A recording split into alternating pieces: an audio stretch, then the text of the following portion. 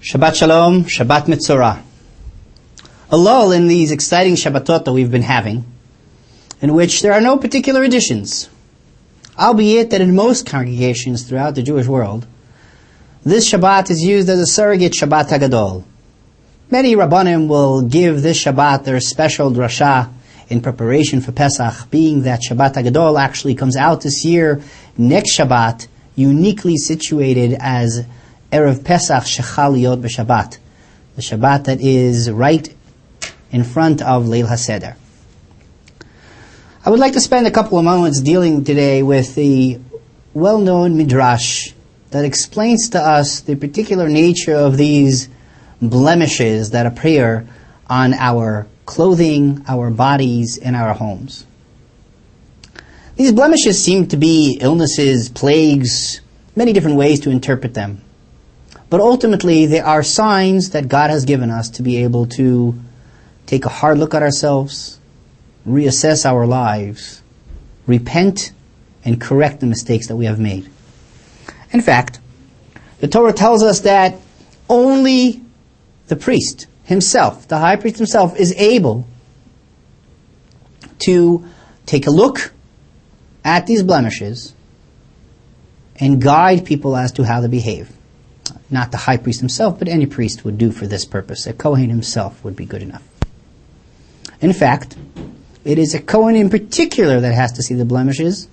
And even if there is a rabbi that has great knowledge on the particular details, the halachic nuances of how to tell the difference between the different blemishes, he may not express his opinion on these blemishes when there is a presence of a Kohen, and you must find a Kohen to be able to guide you in this matter.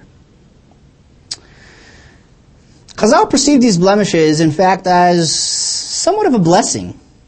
It gives us opportunities. And this is expressed most powerfully in the Midrash on the third type of blemish. As I stated, it might be on our homes, it might be on our clothing, and it might be on our bodies.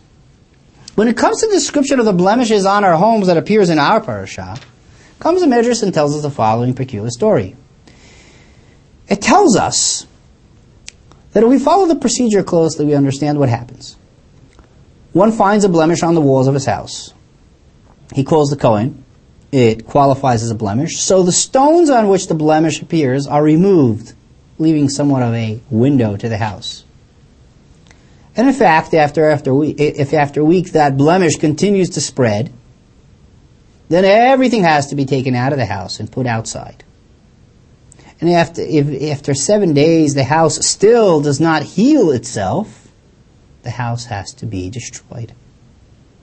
Comes the Midrash and tells us that when the houses were destroyed, people would discover huge treasures hidden within the walls of their house. Because apparently the Canaanites, when they knew that Am Yisrael was coming to conquer the land, not wanting to share their wealth with the Jews that will come and take everything from them, took their treasures and hid them within the bricks of their houses and sealed them up. And here, people that received this terrible blemish and went through this horrific public humiliation of having their houses being a public display in which all of their belongings are left outdoors, suddenly discover a great treasure. A perplexing medrash, because it would seem that one that went through this is probably getting punished in some way, and why would he deserve a treasure?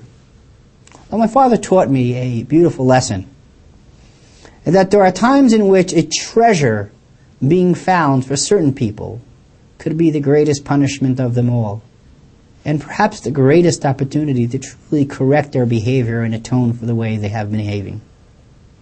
The blemishes that appears on the house do not appear because of the evil tongue as the other blemishes do. The blemishes that appear on the house appear because one is living a very selfish and self-centered life. One is not willing to share with others. Chazal teaches that the typical person that got blemishes is a person that any time anyone wants to borrow anything from him says, "Oh, no, I don't have that. No, I'm not able to share with you. No, I have nothing to give to anyone else."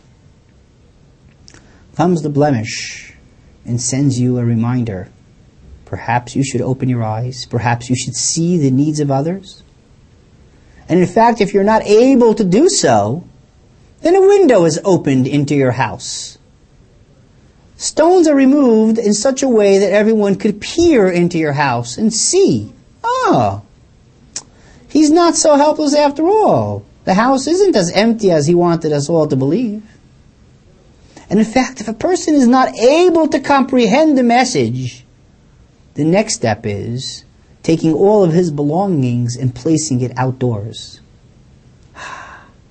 Now everyone sees exactly what you have. You will no longer have such excuses in the future.